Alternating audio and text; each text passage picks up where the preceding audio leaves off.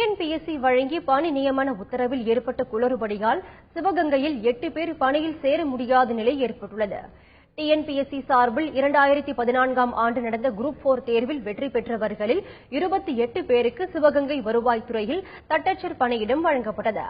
ஆனால் வருவாய்த்துறையில் 20 பணியிடங்கள் மட்டுமே காலியாக உள்ளதாக கூறி 20 பேருக்கு மட்டும் மாவட்ட நிர்வாகம் பணி நியமன ஆணை வழங்கியதாக கூறப்படுகிறது. இது தொடர்பாக பணி நியமனம் கிடைக்கப்பெறாத 8 பேரும் மாவட்ட ஆட்சியரை சந்தித்தும் பலனில்லாததால் வேதனை அடைந்துள்ளனர்.